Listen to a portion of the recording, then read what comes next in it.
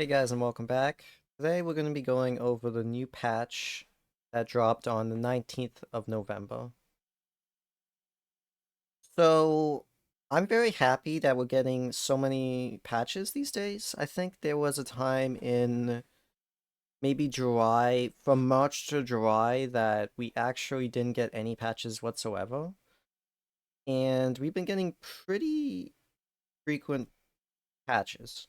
So I'm happy with this no matter what. Obviously, I'm going to be discussing what's in the patch, but the fact that they're continuing to do this so quickly, especially up towards the DLC, is a good sign, right? That they're very, very invested, and I mean, they should be. The DLC is something that I think everybody is looking forward to. We haven't gotten a DLC since the 2023 in November, so it's been quite a while. Um, but besides that, let's just jump right into it. So this isn't this is just hockey stuff, nothing too important. Again, bug fixes. I don't think any of this is too important. No, let's get right into the juicy bits. All right, so Siege. Siege workshop costs reduced by from 300 to 250 wood. So you're gonna notice a lot of very small changes in this patch, and that's something that I approve of. If we're giving a wham approval stamp, I approve of that. Just because you don't want to make too many big drastic changes at once. Obviously we had the big siege change in October, I think, or maybe it was the start of November. Um, but we need to get adjusted to that a little bit, and that's kind of what they're doing now. So this is not a massive change, right? But I will say this. This is a change that I've wanted. And the reason I want this change is because now mangonels, let's say you want to go for a mangonel to hold off somebody's push, right? Like they have a lot of ranged units, and they're kind of pushing you, and you need a mangonel. Previously, in the previous patch, right, that mangonel would be so much more deadly because it was better, like straight up better, right? And you would need to build springholds yourself and invest in the siege.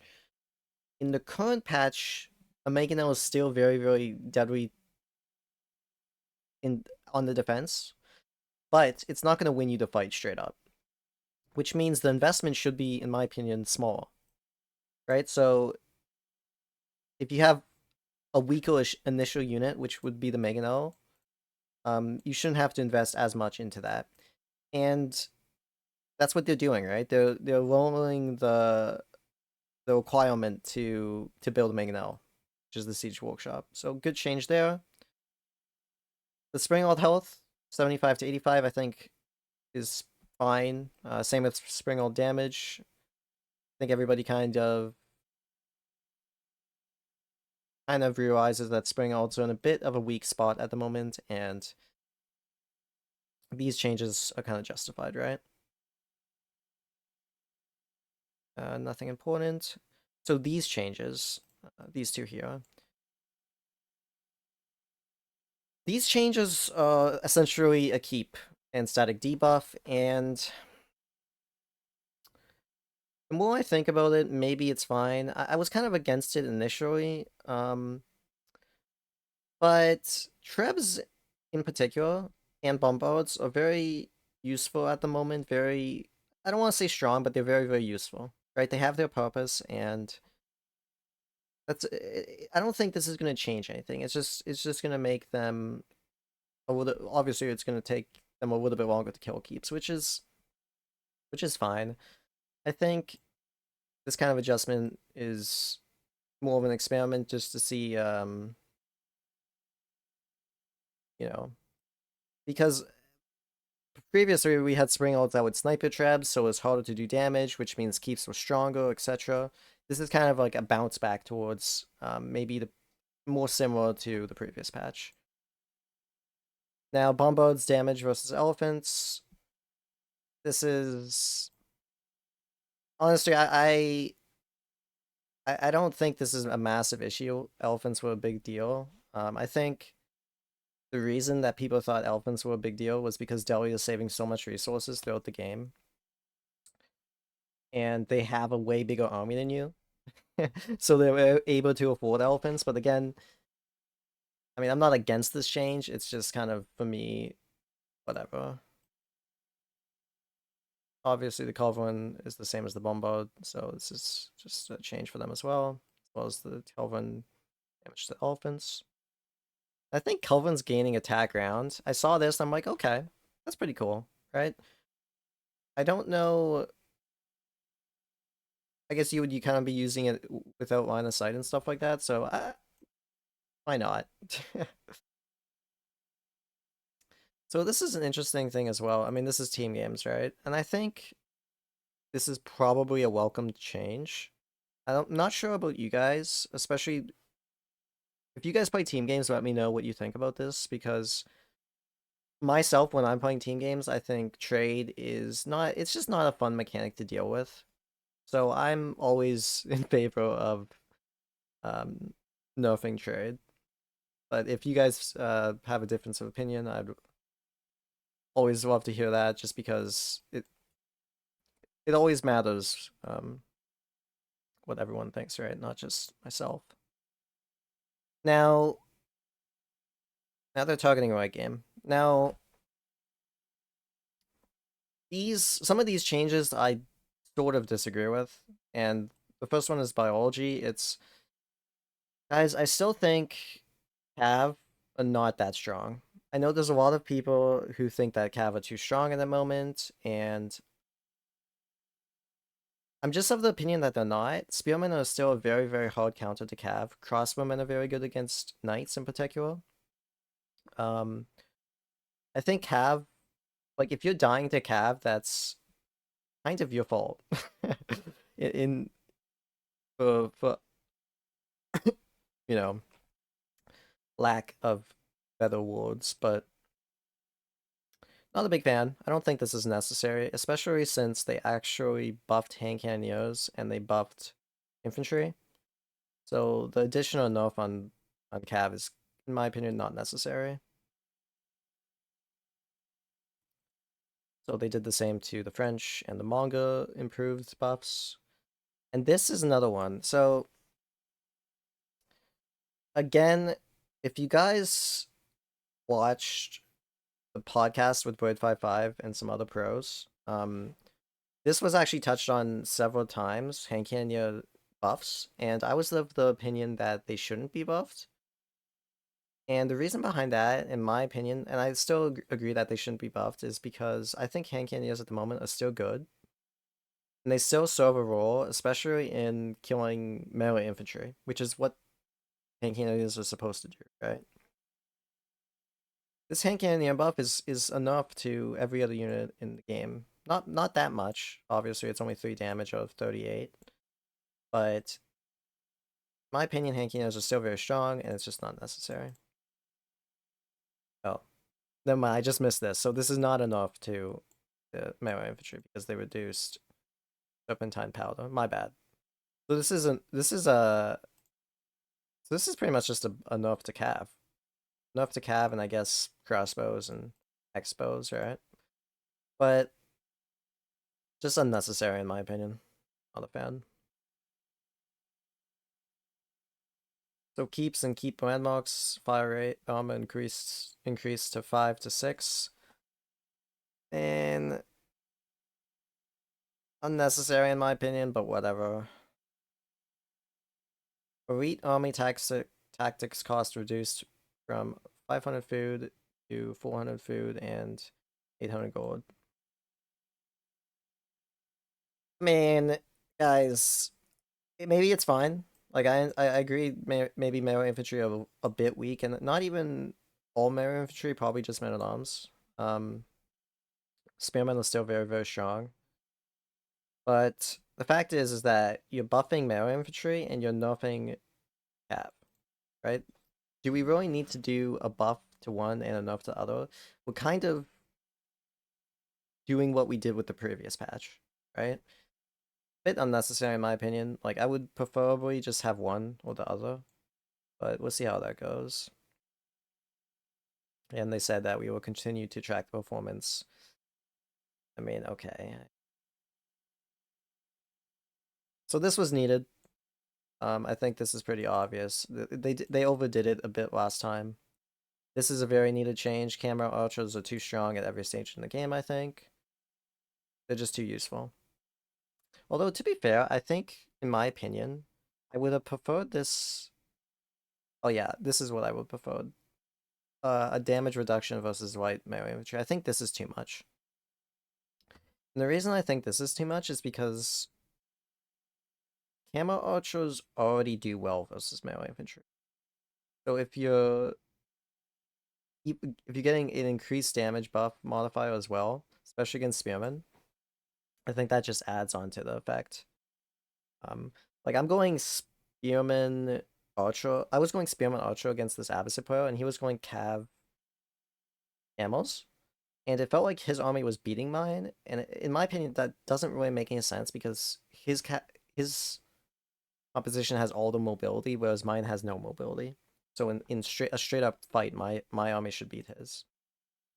That was just because the camo archers were killing the spearmen so fast. So I would have preferred a harder nerf to this than this one, but it's fine. So a cost increase on the Longbow Mercenary. Um, I guess that's fine. Same with the Javelin. I mean, Byzantines is obviously very strong at the moment. These changes, not that big of a deal. Now this is an interesting one. 20 seconds to 45 seconds is kind of massive. That's more than 100% increase in time. I wonder how that's gonna impact it. Maybe it's maybe it's actually a very big nerf. Have to test that a bit more. However, they're not changing the landmark otherwise, right? They're not reducing the how many uses you get, right? So China, they're buffing Nest Bees. Wow, that's kind of crazy. Okay. I think this is kind of nuts. I mean, honestly, the more I use Mangonels and the more I use Nest Bees, they're just very good units. And I know there was a lot of Siege's trash backlash at the start of the expansion, but I mean, that's, in my opinion, just like a knee-jerk reaction to something without actually testing the units, right? And again, like I said, the more I play these kind of units, Mangonel and STBs, the more I find that they're very useful. And this, I think, is justified. You could maybe even nerf it a bit more, to be honest, since they nerfed the cost, but the Imperial Academy is just so strong. Um, it's just very good. Like, yeah. They're buffing the Sultan or Retail. Okay. I guess. Like, so they're gonna people complain about elephants and then they buff the Sultan or Tower elephant damage? Question mark? They're nerfing enclosures. They're nerfing that network of citadels. I mean, honestly, guys, personally, I'm not a big fan of this enclosure nerf. I mean, again, it's not like a big deal or anything, but I think network of castles should be nerfed harder. Um, I'm of the opinion that yes, this is a very good upgrade, but you have to remember other civs in the game get these types of things all the time, right? And it just feels like you're targeting English with this kind of like there are so many other civs in the game that are getting a shit ton of passive gold as well. So I'm not a big fan of this, but I'm not like completely against it. So ever. I mean, think of China, think of Rus, think of Delhi. Like there's so many civs that are getting a shit ton of gold in the late game, but whatever. Cannon bonus damage, yeah, whatever. That's just, you know, So you know what was funny? As I was playing Malians earlier today, and there was a bug where I could accidentally get Mansa Javelins in Feudal Age. I think they're probably gonna fix that, hopefully, but um, I don't know what they did there. They buffed Freeborn Warriors. Yeah, okay, Freeborns I think are a bit weak. Hard for them to serve a purpose.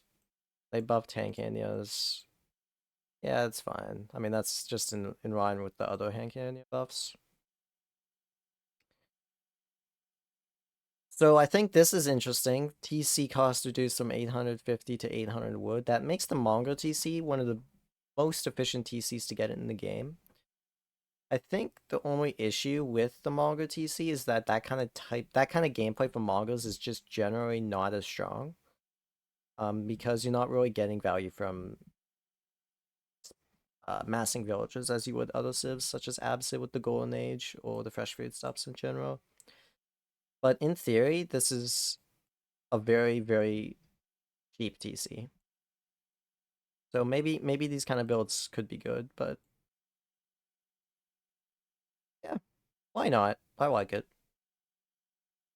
So traction trebuchet, in line, the other changes of the trebuchet. The Khan's range is now increased after silk bowstrings is researched. Cool.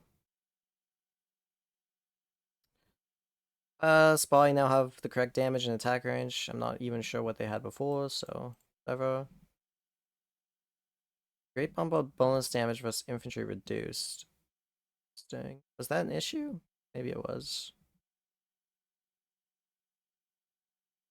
Okay.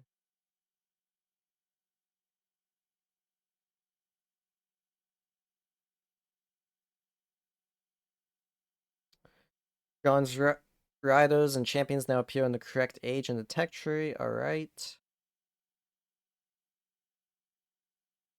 Interesting. I don't think any of this is too impactful. John's okay, Nomad, we don't care. Maybe we do, but not. I'm not playing John Dark and Nomad. Not a big fan of John Dark Civ. Nesta B's buffed, of course. Oh yeah, so Zhu Xi got a lot of um buffs in quotations, but this is a bug fix, I guess, maybe. I guess they weren't properly granting 20% attack speed before. But all of these things are good for Zhu Xi. Yep, good stuff. Yeah, and that's it, guys. So, very small changes throughout, but I think, again, the direction that they're going is pretty good, and